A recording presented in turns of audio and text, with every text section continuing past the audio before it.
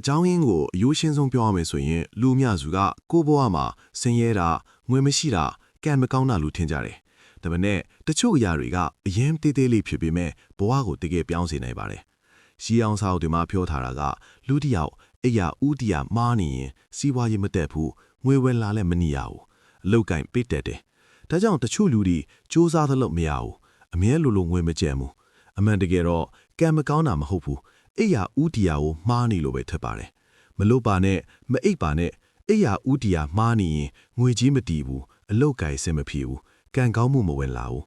လူအများစုကကိုကကံမကောင်းမှုလို့ထင်ကြတယ်ဒါပေမဲ့အမှန်တကယ်တော့အိယာဦးတီယာမှားနေလို့ငွေဝင်လာတာမနေဘူးရတာနည်းနည်းလေးနဲ့ထွက်သွားတတ်တယ်အိပ်ပြီးမောနေတယ်စိတ်မကြည်ဘူးအလုတ်လုပ်ခြင်းစိတ်မရှိဘူးဒါရီအလုံးအိယာနဲ့ဆိုင်ပါတယ်